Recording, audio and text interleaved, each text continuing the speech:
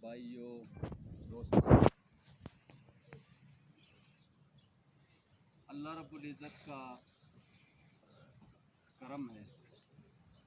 یہ اللہ کی مہربانی ہے کہ آج ہم سب اپنے علاقے کے مستقبل کی فکر لے کے یہاں پہ اکٹھے ہیں۔ یہاں پہ بیٹھنا انسانیت کے روشن مستقبل کی فکر لے کے اٹھنا، اس خطے کے روشن مستقبل کو اپنا منشور بنا کے چلنا، یہ میں اور آپ سب کا عزم ہے، اور اس عزم کو لے کے چلنا دین اسلام کے مطابق یہ ایک بہت بڑی عبادت ہے۔ آج اسلام اور جمہوریت، اسلام اور سیاست کو الگ الگ پہلو میں جو ہے نا، یورپ نے، صہیونی ممالک نے، اہل یہود و نصارہ نے ان کو ایک الگ الگ جو ہے نا اپنا ایک الگ منصب، الگ پیٹرن دے کے رکھا ہے۔ حقیقت ایسا نہیں ہے۔ حقیقت میں سیاست دین کا حصہ ہے۔ الحمدللہ ہم مسلمان ہیں۔ اللہ کا سب سے بڑا احسان یہ ہے کہ پوری اس وادی کے اندر ہم ایک امت ہیں، ایک نبی کی امت ہے، ایک نظریے کے لوگ ہیں، ایک مسلک کے افراد موجود ہیں۔ ہمیں دنیاوی معاملات میں بھی دین کو مد نظر رکھ کے، دین کے تابع ہو کے دنیاوی معاملات کو ہم نے چلانا ہے۔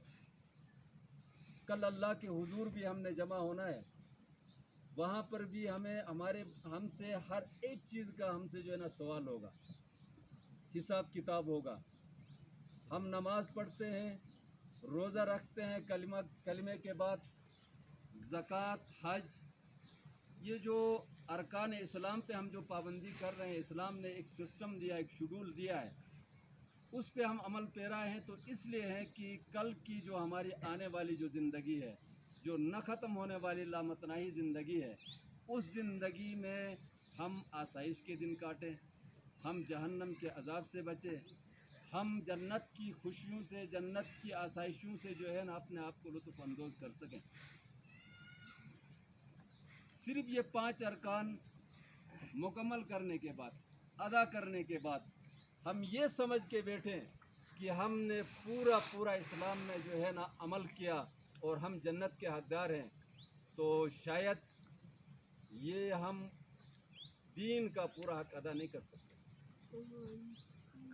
یہ سیاست، یہ جمہوریت، یہ جو چیزیں ہیں، یہ اللہ کے نبی صلی اللہ علیہ وسلم نے، دو جہاں کے بادشاہ کو کیا ضرورت تھی مدینے میں ایک ریاست قائم کریں؟ آپ صلی اللہ علیہ وسلم ایک ریاست کے بادشاہ بنے، جبکہ اللہ رب العزت نے پہلے ہی کہا تھا آپ صلی اللہ علیہ وسلم کو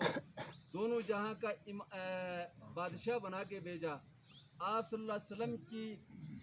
نسبت سے، آپ صلی اللہ علیہ وسلم کی تخلیق کے بعثت کی وجہ سے ہی اللہ رب العزت نے جو ہے نا بعثت کرنا تھا، تو کائنات کو تخلیق فرمایا،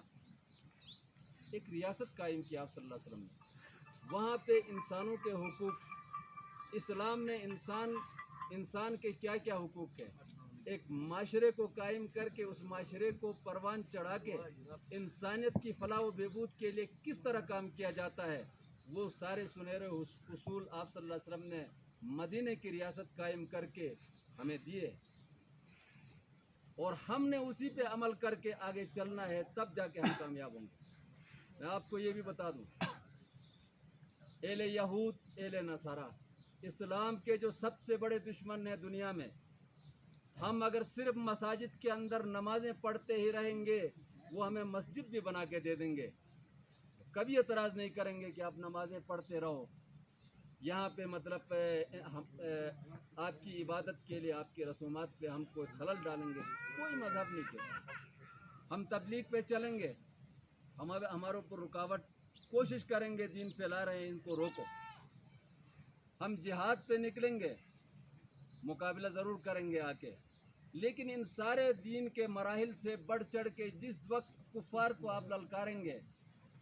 طاغوتی نظام کو آپ للکاریں گے، کہیں گے کہ اس نظام کو ہم نہیں مانتے، ہم اللہ اور اللہ کے نبی کے نظام کو ماننے والے ہیں، اس نظام کو اس دھرتی پہ اللہ کے بندوں پہ ہم جو ہے نا غالب کرنا چاہتے ہیں تو اس وقت وہ اپنی تلواروں کو نیام سے نکال کے ہمارے اوپر ٹوٹ پڑیں گے۔ آج آپ دیکھیں پوری دنیا میں جہاں بھی مسلمانوں کے ساتھ ظلم اور زیادتی ہو رہی ہے اسی نظام کی خرابی کی وجہ سے ہو رہی ہے۔ مسلمان آج بکھرا ہے، مسلمان آپس میں ٹوٹا ہوا ہے، اس امت کے کئی ٹکڑے کیے گئے ہیں جس کی وجہ سے آج کفر غلبے میں ہے، اور اسلام کا مجاہد، اسلام کا سپاہی، اسلام کا داعی جہاں کہیں بھی ہے وہ آج مشکلات میں ہے، وہ آج اس آزمائشوں میں ہے۔ ہمیں اس طرف دیکھنا ہے۔ دیکھو یہ مختصر سی زندگی ختم ہو کے ہم نے اللہ کے سامنے جانا ہے، میں اور آپ سب نے۔ آج ہم، یہ قرآن کا اعلان ہے، یہ کسی انسان کا اعلان نہیں ہے کہ دنیا میں آپ جس قوم سے اپنی جو ہے نا اپنا نسب، اپنی شبہات جس قوم کے ساتھ جس کی لباس پہنیں گے، جس کے ساتھ چلیں گے، جیسے چلیں گے، اللہ تعالیٰ نے واضح طور پہ فرمایا کہ میں حشر کے میدان میں انہی سے آپ کو، انہی کے گروہ میں آپ کو اٹھاؤں گا۔ دیکھیں یہ دھرتی بڑی مردم خیز سرزمین ہے، اس دھرتی میں اللہ رب العزت نے بڑی صلاحیتوں والے علماء کو جنم دیا۔ اس دھرتی میں بڑے سمجھدار، اس پورے خطے میں حکمرانی کرنے والے لوگ اس دھرتی میں پیدا ہو گئے اور اسی میں مدفن ہیں۔ ہم سب کوئی کمزور کسی نسل کی اولاد نہیں ہے، ہم انتہائی کو کمزور نہیں ہیں، اس لیے کہ ہماری ابتدا ہی اس دھرتی میں اسلام سے ہوا ہے، اسلام کے ماننے والے یہاں پیدا ہوئے ہیں، اسلام کے ماننے والے یہاں پہ دفن ہیں، اور آج اسلام کے ماننے والے یہاں پہ زندہ ہیں، جو زندہ ہیں تو بھی اسلام کے ماننے والے ہیں۔ میری آپ سے گزارش ہے کہ ہمیں جو بھی ہم کام کریں اس کے اندر اخلاص ہو، نیت کا اخلاص ہونا لازمی ہے، اور اس اخلاص کے اندر وہ اخلاص ایسا ہو جو عین شرع ہو، جو اللہ اور اللہ کے نبی کے حکم کے مطابق اگر ہم اخلاص سے اٹھیں، ہم چلیں گے، اللہ ہماری مدد کرے گا انشاءاللہ۔ ہمیں مایوس ہونے کی کوئی ضرورت نہیں، ہمیں کسی سے ڈرنے کی کوئی ضرورت نہیں ہے، ڈرنا ہے تو ایک اللہ سے ڈرنا ہے۔ ہم اس لیے نہیں ڈریں، ہمیں ڈرنے